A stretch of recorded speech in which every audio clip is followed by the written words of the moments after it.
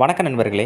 இன்னைக்கு நாம பார்க்க போற ஒரு முக்கியமான தகவல் என்ன அப்டின்னா, பார்த்திபேந்திரவர்மருடைய கல்வெட்டுகள தான் பார்க்க போறோம். அதுவும் திருவிடந்தை கோவில். இது நெறைய பேருக்கு தெரிஞ்சிருக்கும். இந்த திருவிடந்தை நித்திய கல்யாண பெருமாள் கோவில்ங்கிறது 108 வைணவ திவ்ய தேசங்கள்ல ஒன்று. அதேபோல காஞ்சிபுரம் மாவட்டத்தில சென்னையிலேருந்து புதுச்சேரி செல்ற கிழக்கு கடற்கரை சாலையில கோவளம் பேருந்து நிலையத்திலேருந்து சுமார் 3 கிலோமீட்டர் தொலைவில இருக்கு. இது எதுக்காக சொல்றேன் அப்டின்னா, நெறைய பேருக்கு இந்த மெயின் ரோட்ல அந்த ஆர்ச்ச மட்டும் பார்த்துட்டு அதுக்கப்புறம் கோவில் இல்லன்னு ஒரு சில பேர் சொல்றாங்க. அதுக்காக.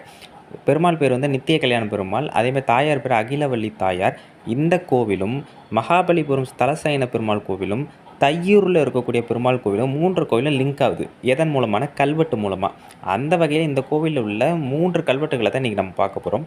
இவர் தாங்க வராகமூர்த்தி. இந்த கோவிலுடைய மிக முக்கியமான ஒரு தெய்வமா சொல்லப்படுபவர். மூலவரோட சன்னதிக்கு வலது புறத்தில கோமலவள்ளி தாயாருக்கு ஒரு சன்னதியும், இடது புறத்தில ஆண்டாளுக்கு ஒரு தனி சன்னதியும் இருக்கு. திருவரங்க பெருமாளுக்கு ஒரு தனி சன்னதி. படுத்த கோலத்தில் இருந்தாலும் கூட, இங்கு சொல்லப்படக்கூடிய இந்த வராக பெருமாள், மன்னார்குடி வராக பெருமாளுக்கும், திருப்பதி வராக பெருமாளுக்கும் மூத்தவராக தான் சொல்றாங்க. தல வரலாற்றின்படி மூலவர் நித்திய கல்யாண பெருமாள் வந்து மகாவிஷ்ணு தினமும் ஒரு பெண்ணாக வருடம் முழுவதும் திருமணம் செய்ததாகவும், அதனால இவர் பேர் நித்திய கல்யாண பெருமாள்னு சொல்லுவாங்க. மூலவர் வந்து ஆனா வராகமூர்த்தி தான். லக்ஷ்மி தேவிய தன்னுடைய லக்ஷ்மி தேவிய பூமாதேவிய வந்து தன்னுடைய தோள்பட்டையில தாங்குற மாரியான அமைப்பு. திருமங்கை ஆழ்வார் 1108 முதல் 1117 வரை இந்த கோவில பற்றி பாசுரங்கள் பாடியிருக்கார். அதெல்லாம் சொன்னா வீடியோ லென்த் போகும். ஆனா இந்த கோவில பத்தி அவர் சொல்லும்போது இடவேந்தைன்னு சொல்றாரு. அதுதான் காலப்போக்குல திருவிடவேந்தைங்கிறது திருவிடந்தைன்னு இன்னைக்கு மாறிட்டு. தலபுராணம் சொன்னா நெறைய சொல்லலாம். கூகூர்ன்னு ஒரு முனிவர் இருந்தார். அவருடைய மகள கல்யாணம் பண்ணிக்கும்போது, இங்க இருக்கக்கூடிய எல்லா பெண்களையும் பெருமாள் கல்யாணம் பண்ணிக்கிட்டதா அந்த தல வரலாறு சொல்லப்படுது. அத சொன்னா இன்னும் நெறைய நம்ம சொல்லிக்கிட்டே போலாம். சரி, அதுக்கு அடுத்து பார்த்திபேந்திரவர்மன பத்தி பார்ப்போம். இந்த பார்த்திபேந்திர வர்மர் அப்படிங்கிறவர் வரலாற்றில எந்த மனிதர குறிக்கிறார் அப்படிங்கிறது இன்னைக்கு வரைக்கும் சரியா தெரியல. ஆனா இவர சில பேர் பல்லவ குலத்தோன்றல், பாரத்வாஜ கோத்திரம் அப்படிலாம் சொல்லுவாங்க. ஏன்னா பல்லவர்கள பாரத்வாஜ கோத்திரம்னு சொல்லுவாங்க. அதேமாரி ஆதித்த கரிகாலரோட தளபதி அப்படின்னு பொன்னியின் செல்வன்ல கல்கி சொல்கிறார். ஆனால் அந்த பொன்னியின் செல்வனே நிறைய வந்து பார்த்தீங்கன்னா திரிபு தான். வரலாற்று திரிபு. அத நம்ம கருத்துல எடுத்துக்க வேணாம். ஆனா இதில குழப்பமான விஷயம் என்னன்னா, இந்த பார்த்திபேந்திரவர்மருடைய கல்வெட்டுகள் நிறைய தொண்டை மண்டலத்தில தான் அதிகமா கண்டுபிடிக்கப்படுது. அந்த வகையில சுந்தர சோழன் நம்ம எல்லாருக்கும் தெரியும். அரிஞ்சய சோழருக்கு பிறகு சுந்தர சோழன் 956ல பதவிக்கு வருகிறார். 964ல ஆதித்த கரிகாலன் இணையரசரா வந்திருக்காரு. ஏனென்றால், அவர் மரணிக்க தருவாயில 5ஆம் ஆட்சியாண்டு கல்வெட்டு காணப்படுது. அந்த வகையில 969ல அவர் இறக்கிறார். அது எப்படி இறந்தாருங்கிறதெல்லாம் நம்ம தனி காணொளியா பார்ப்போம். பார்த்திபேந்திரவர்மர்னு சொல்லி பரந்தூர் இப்போ பரந்தூர் பிரச்சனையா இருக்குது பார்த்தீங்களா? அந்த ஊர்ல இருக்கக்கூடிய ஒரு சிவன் கோவில் கல்வெட்டு 14ஆம் ஆட்சியாண்டு வரை இருக்கு. அத வைத்து பார்க்கும்போது, இந்த பார்த்திபேந்திரவர்மர் ஆதித்த கரிகாலன் தான் அப்படிங்கிற ஒரு விஷயமும் சொல்லப்படுது. இன்னொரு காரணம் என்னன்னா, இப்ப நம்ம இன்னைக்கு பார்க்க போற இந்த கல்வெட்டிலேயே இந்த பார்த்திபேந்திரவர்மர ம வீரபாண்டியனை தலை கொண்ட பார்த்திபேந்திரவர்மன்னு சொல்றதுனால, கல்வெட்டுகள் பார்த்தா மட்டும் தான் நமக்கு இன்னும் நெறைய புலப்படும். சரிங்க. இப்ப நம்ம கல்வெட்டுல முதல் கல்வெட்ட இப்ப நம்ம பார்ப்போம். இந்த 3 கல்வெட்டுகளுமே கருவறை வடக்கு புற குமுத பட்டிகையில தான் இருக்கு. படத்துல நான் ஒரே ஒரு புகைப்படம் மட்டும் போட்டிருப்பேன். அது பக்கத்திலேயே 3 கல்வெட்டுகள் இருக்கும். சரி, கல்வெட்டு 1.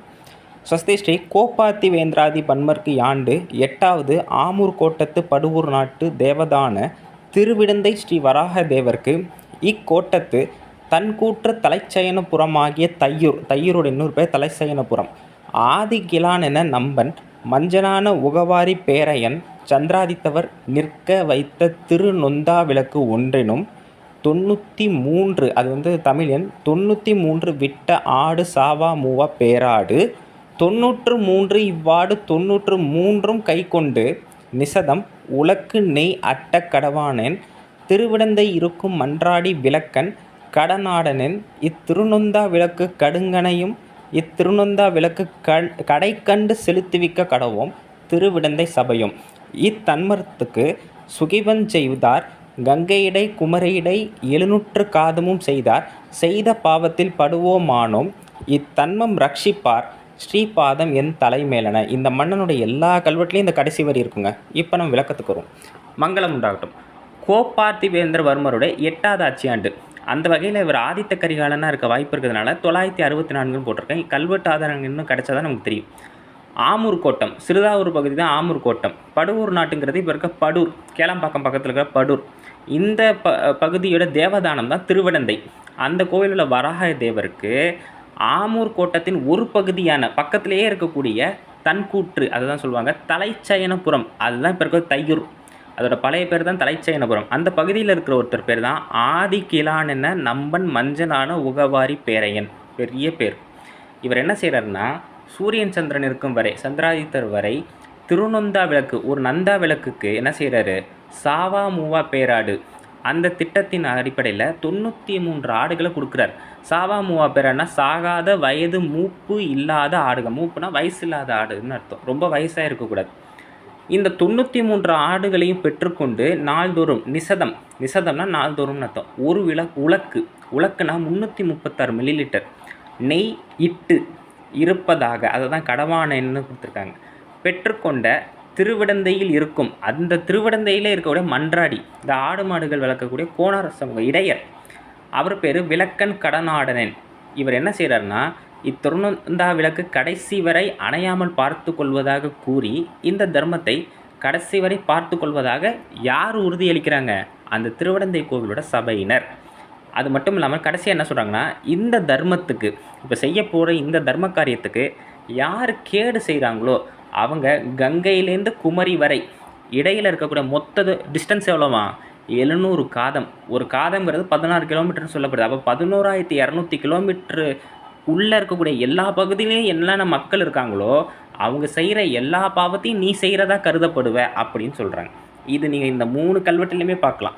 என்னமோ அது இந்த மன்னனுடைய பல்லவ காலத்து கல்வெட்டில் இது நிறைய பார்க்க முடியுது. அதேமாதிரி இந்த தர்மத்தை பாதுகாப்பவரின் கால்களை என் தலையில் வைத்து பெருமை சேர்ப்பேன், இது மாமன்னர் ராஜராஜ சோழன் காலத்து கல்வெட்டிலையும் பார்க்க முடியும். சரி, 2வது கல்வெட்டு ஸ்வஸ்தி ஸ்ரீ கோப்பரகேசரி வேந்திராதி பன்மர்க்கு யாண்டு 6வது, முன்னாடி பார்த்தது 8வது ஆட்சியாண்டு, இது 6வது ஆட்சியாண்டு.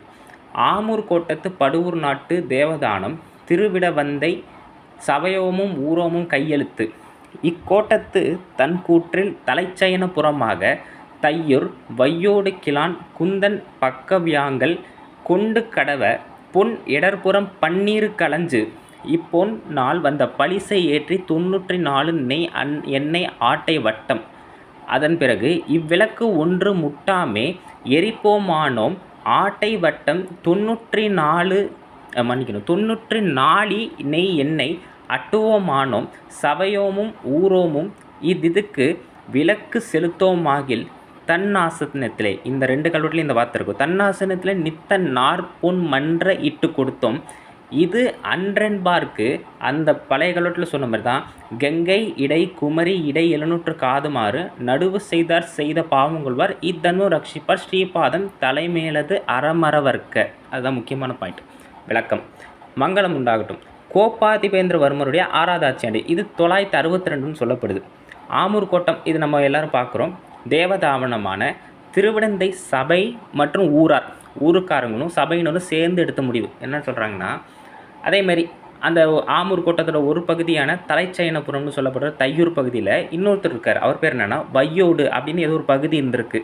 அந்த பகுதியோட தலைவர் பேர் தான் குந்தன் பக்கவியாங்கல். இவர் என்ன பண்ணியிருக்காரு, ஊர் சபைக்கிட்ட 15 களஞ்சு தங்கம் கொடுத்துருக்காரு, அது 81 கிராம். அதை பெற்றுக்கொண்ட சபையினர் என்ன பண்ணுறாங்க, அந்த தங்கத்திலேருந்து வர பலிசை, அது வட்டின்னு சொல்லுவாங்க. பலிசைனா வட்டி. எவ்வளோ வட்டி வருதுன்னா 90, அந்த வட்டி பணத்துலேருந்து 90 நாளி நெய்யை 90 நாளிங்கிறது 117 லிட்டர் அந்த நெய்யினை ஆண்டுதோறும் கோவிலுக்கு தருவதாக சபையினர் என்ன பண்ணுறாங்க, அந்த குந்தன் பக்கவியாங்களுக்கு உறுதி அளிக்கிறாங்க. ஆண்டுதோறுங்கிறது தான் ஆட்டை வட்டம்னு சொல்கிறாங்க. அந்த நெய்யை கொண்டு நாள்தோறுங்கிறது நிசதம், ஒரு உலக்கு, அதாவது 336 மில்லி லிட்டர் நெய்யை நந்தா விளக்குன்னு சொல்கிற பார்த்தீங்களா, அந்த நந்தா விளக்குக்கு சூரிய சந்திரன் இருக்க வரை எரிப்பதாகவும் ஆண்டுதோறும் 90 நாளி நெய், ஒரு நாளைக்கு ஒரு விளக்கு, ஆண்டுதோறும் 90 நாளி நெய்யை என்ன பண்ணுறாங்க, விளக்க தவறாமல் எரிக்க செய்வோம் அப்படின்னு சபையினரும் ஊராரும் உறுதியளிக்கிறாங்க. அவ்வாறு ஒரு வேளை விளக்கு எரிக்க தவறினால், அது சபையினர் தவறிட்டாங்க அப்படின்னா தர்மசாசன அடிப்படையில் சபையினர் என்ன செய்கிறாங்களாம், அந்த சபையினரும் ஊராரும் கால் பொன்னை, எப்படி நாற்பொன்னை தான் கால் பொன், குவார்ட்டர் அமௌண்ட்டை தரோம். யாருக்கு தராங்க, குந்தன் பக்கவியாங்களுக்கு. அதாவது அவர் தந்த 15 களஞ்சு தங்கம் இருக்குது பார்த்தீங்களா, அதில் கால் பங்கு 3.7 களஞ்சு தரதா சொல்லியிருக்காங்க. எப்போ அவங்க அந்த தர்ம காரியத்தை செய்ய தவறினால். அதே மாதிரி வழக்கமாக சொன்ன மாதிரி தான், இந்த தர்மத்துக்கு கேடு செய்பவர் கங்கை முதல் குமரி வரை இடையில் உள்ள எல்லா பாவங்களையும் செய்வார். இந்த தர்மத்தை யார் பாதுகாக்கிறாங்களோ அவங்க கால்களில் என் தலை மீது வைத்து பெருமை சேர்ப்பேன் அப்படின்னு அரசர் சொல்கிறாரு. கடைசி அவர் என்ன சொல்கிறாரு பாருங்க, அறமர வர்க்க அப்படின்னு ஒரு வார்த்தை சொல்கிறாரு. என்ன சொல்ல வர்றாருன்னா, என்றும் அறத்தை மறக்கக்கூடாது. இது பின்னால் ராஜராஜ சோழனும் திருநறுகுன்றம் அப்படிங்கிற பகுதியில் இருக்கக்கூடிய கல்வெட்டுகளும் இந்த வார்த்தையை சொல்லுது. முக்கியமாக ராஜராஜ சோழனுடைய ஒரு ஒரு ஐகானிக் லைனாகவே இந்த அறமர வர்க்கங்கிற வார்த்தை இருக்குது. இன்னொன்று அறமர வர்க்கங்கிறது நம்ம திருக்குறளே பார்த்துருப்போம். திருக்குறளே நிறையா இந்த சொல்ல நம்ம பார்த்துருப்போம். ஆனால் கல்வெட்டுகள்லேயும் இதை பயன்படுத்தியிருக்காங்க. முக்கியமாக இந்த மாதிரி ஒரு கோவிலுக்கு நிலதானமோ இல்லை இந்த மாதிரி விளக்கு தானமோ கொடுக்கும் பொழுது அந்த தர்மம் கெட்டு போயிடக்கூடாது அப்படிங்கிற காரணத்துக்காக இந்த மாதிரி வார்த்தைகளை போடுவாங்க. அப்படி போட்டால் தான் அந்த ஊர் சபையினரும் கோவில் நிர்வாகிகளும் ஒழுங்காக வேலை செய்வாங்க. சரி, அடுத்த 3வது கல்வெட்டு. இதில் தான் என்ன சொல்கிறாங்க, ஸ்வஸ்தி ஸ்ரீ வீரபாண்டியனை தலை கொண்ட கோவிராஜ மாராயருக்கு ஆண்டு 8வது ஆமூர் கோட்டத்து படுவூர் நாட்டு தேவதான திருவிடவந்தை சபையோமும் ஊரோமும் கையெழுத்து தலைசயனபுரமாகிய தையூர் வையோடு கிளான் வைகுந்தடிகளும் இவன் தம்பி தாலி எருமானும் இவ்விருவரும் திருவிடவந்தை ஸ்ரீ வராக சுவாமிகளுக்கு. சரி, நம்ம விளக்கத்தில் பார்ப்போம். இப்பொன் 15 களஞ்சும் இப்பொன் கொண்டு கடவும் இப்பொன்னுக்கு பலிசை அட்ட இதற்கு சந்திராதித்தவர் நிசதி ஐஞாலி படிக்கு அட்ட ஆண்டுதோறும் அளக்க கடவ செய்து 50 காடி குட்டை நெல்லும் பங்குனி சித்திரையும் முகப்பட்ட ஈரமும் பதரும் நீக்கி தூய்வாய்க்கு எண்ணாளி கால்லால் அட்டுவோமானும் அட்டாத ஆண்டுதோறும் 50 காடி குட்டை நெல்லும் கை கொண்டு அளந்து கொடுக்க கடவோமானும் இதற்றிரம்பில் தன்னாசன முதலாக. நான் முதல்ல விளக்கத்தை சொல்லிடலாம், ஆனால் கல்வெட்டு படித்து சொன்னால்தான் அந்த காலத்தில் வார்த்தைகள் எவ்வாறு பயன்படுத்தப்பட்டிருக்கு அப்படிங்கிறது உங்களுக்கு புரியுங்கிறதுக்காக படிக்கிறேன். கடைசியாக, தான் வேண்டு கோவுக்கு நிசதி அரைக்கால் பொன் மன்ற பெறுவதாகவும் இத்தண்டப்பட்டும் இந்நெல்லு வலுவோமே அளந்து கொடுப்பதாகவும் இதற்காகதான் சொன்னார். வழக்கம் போல கங்கையிடை குமரிடை செய்தார் செய்த பாவங்கொள்வார் கொல்லவும் இத்தன்மம் ரட்சிப்பார் ஸ்ரீபாதம் என் தலைமேலனவாக இப்பரிசு ஒட்டி கொடுத்தோம் முற்சொல்லப்பட்ட திருவிடவந்தை சபையோமும் ஊரோமும் ஆக 2 திறத்தும். இந்த கல்வெட்டு முதல் 2 கல்வெட்டு மாதிரி இல்லாமல் வேறு விஷயத்த சொல்லுது. ஆனால் இந்த ஒரு கல்வெட்டில் மட்டும்தான் பார்த்திபேந்திரவர்மனுடைய கல்வெட்டில் வீரபாண்டியனை தலை கொண்டன்னு சொல்கிறதுனால இது ஆதித்த கரிகாலன் இருக்க வாய்ப்பு இருக்குது. சரி, மங்களம் உண்டாகட்டும். வீரபாண்டியனை தலை கொண்ட கோவிராஜ மாராயரான பார்த்திபேந்திரவர்மனுடைய 8வது ஆட்சியாண்டு 964 ஆமூர் கோட்டத்தில், சிறிதாவூர் பகுதி ஆமூர் கோட்டத்தில் படுவூர் நாட்டின் உள்ள தேவதானமான திருவடந்தை சபையினர் ஊராரும் சேர்ந்தெடுத்த முடிவு.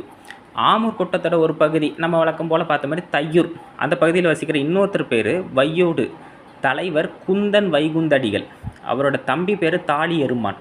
இவங்க 2 பேரும் என்ன செய்கிறாங்கன்னா, திருவடந்தை இந்த வராக சுவாமி இருக்கார் பார்த்தீங்களா, அவருக்காக ஒரு திருமணி செஞ்சு கொடுக்குறாங்க, ஒரு சிலை செஞ்சு கொடுக்குறாங்க. அது பேர் மணவாள பெருமாள். செஞ்சு கொடுத்தது மட்டும் இல்லாமல் அதற்கு இணையாக தங்கத்தையும் தானம் கொடுக்குறாங்க. அந்த தங்கம் எவ்வளவு? 15 களஞ்சு தங்கம்.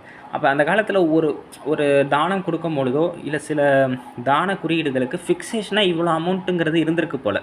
ஏன்னா நீங்கள் நிறைய கல்வெட்டுகளை பார்த்தீங்கன்னா 15, 12 இல்லை 6 இந்த 3 எண்ணிக்கையில் தான் களஞ்சு தங்கமே அந்த காலத்தில் கொடுக்கப்பட்டிருக்கு. அது மட்டும் இல்லாமல் இந்த 15 களஞ்சு தங்கத்தை சபையினர் பெற்றுக்கொண்ட அவங்க வாங்கிக்கிறாங்க. வாங்கிட்டு அந்த தங்கத்திலேருந்து வரக்கூடிய வட்டியை, அதாவது பலிசை கொண்டு சூரிய சந்திரன் இருக்கும் வரை, சந்திராதித்த வரை நாள்தோறும் எவ்வளவு? 5 நாளி, 5 நாளிங்கிறது 8 கிலோ, 8 கிலோ நெல்லை கொண்டு ஆண்டுதோறும், அதான் ஆண்டுதோறும் அளக்க கடவை செய்யுன்னு சொல்கிறாங்க. 56 காடி குட்டை, அந்த காடிங்கிறதுக்கு என்ன அர்த்தம் தெரியல, அது ஒரு அளவீடுன்னு நினைக்கிறேன். குட்டை நெல், குட்டை நெல்லுங்கிறது அந்த குட்டை வகையான பயிர் போல். அதில் உள்ள ஈரம் பதர் எல்லாத்தையும் நீக்கிட்டு பங்குனி சித்திரை மாதத்திற்குள் என்ன பண்ணணுமா, 8 நாளி நெல்லினை அளக்கும் கல்லில் அளந்து தருவதாகும். அதாவது அந்த நெல்லை அளக்கிறதுக்கு கல் இருக்குது பார்த்தீங்களா, அது 8 நாளை அளவீடில் இருக்கும் அந்த கல், அதில் அளந்து கொடுக்கணும்.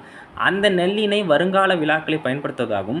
ஒருவேளை இந்த நெல் தரும் முறையில் ஏதாவது தவறிட்டாங்க சபையினர் அப்படின்னா அவங்களே என்ன செய்கிறாங்களாம், அரைக்கால் பங்கு, 8ல் 1 பங்கு தங்கத்தை நாள்தோறும் தருவதாகவும் நீதியின் சாசனப்படி நடந்து கொள்வதாகும். யார் சொல்கிறா? சபையினர் சொல்கிறாங்க. ஒருவேளை இந்த முறையை அவங்க தவறிட்டாங்க அப்படின்னா அவங்களே என்ன செய்கிறாங்களாம், 8ல் 1 பங்கு அவங்க அந்த தங்கத்தை தராங்க. எப்போ? நாள்தோறும் தராங்களாம். அதை தான் இதற்றிரம்பில் தன்னாசன முதலாக தான் வேண்டு கோவுக்கு நிசதி அரைக்கால் பொன் மன்ற பெறுவதாகும். இன்றைக்கெல்லாம் முடியுமா அந்த காலகட்டத்தில்? அந்த காலகட்டத்தில் ஊர் சபையினருங்கிறவங்க தான் அந்த ஊரையே நிர்வகிச்சிருக்காங்க. அரசன்கிட்டேருந்து வரக்கூடிய எல்லா பணத்தையும் எந்த அளவுக்கு அந்த காலத்தில் பத்திரமா செலவு பண்ணியிருக்காங்க பாருங்க. அபராதம் செலுத்திய பிறகும், அந்த தண்டம் செலுத்தின பிறகும் என்ன பண்ணுறாங்களாம், நெல் தாங்கள் தருவதாகவும் கூறியுள்ளனர் சபையினர். இந்த தர்மத்திற்கு, அதாவது அபராதம் செலுத்திட்டோம், ஆனாலும் தொடர்ந்து நாங்கள் நெல் கொடுத்துட்டே இருப்போம், உங்களுக்கு எந்த பயமும் இல்லைன்னு சொல்லிட்டு, அதே மாதிரி இந்த தர்மத்திற்கு எதிராக செயல்படுபவர்கள் வழக்கம் போல் எல்லாம் சொல்லிட்டு, இத்தர்மத்தை பாதுகாப்புரின் கால்களை என் தலையில் வைத்து பெருமை சேர்ப்பேன் சொல்லிட்டு, இந்த தர்மத்தை திருவிடந்தை சபையினர் மற்றும் ஊரார் இருவரும் சேர்ந்து கொடுத்ததாக கல்வெட்டு கூறுகிறது. இதாங்க விஷயம். இந்த கல்வெட்டு மூலமாக நமக்கு தெரிய வருது என்னென்னா, பார்த்திபேந்திரவர்மன் ஆதித்த கரிகாலனாக இருக்கலாம் அப்படிங்கிறது தான் இந்த கல்வெட்டு மூலமாக நம்ம சொல்ல வருது. ஆனால் அதற்கு இன்னும் வலுவான நிறைய கல்வெட்டு ஆதாரங்கள் இருந்தால் மட்டும்தான் இந்த பார்த்திபேந்திரவர்மன் ஆதித்த கரிகாலனுடைய நிறைய மர்ம விஷயங்கள் ஒரு முடிச்சுகள் அவிழும். ஏன்னா இந்த 2 கேரக்டருமே தனி கேரக்டரா இல்லை ஒரே நபராங்கிறது இனி பிற்காலத்தில் கண்டுபிடிக்கப்படக்கூடிய கல்வெட்டுகள் மூலமாக தான் நமக்கு தெரியும். ஆனால் எது எப்படியோ இந்த மன்னர்கள் எல்லாருமே மக்களுக்காக நிறைய விஷயங்களை கொடுத்துட்டு போயிருக்காங்க. அந்த நிறைய விஷயங்களை கல்வெட்டுகள் மூலமாக தான் நம்ம வெளிப்படுத்த முடியுமே தவிர, இந்த மாதிரி பொன்னியின் செல்வன் நாவல் மூலமாக நம்ம வெளிப்படுத்த முடியாது. இந்த தகவலை எல்லாருக்கும் பகிருங்க. நன்றி, வணக்கம்.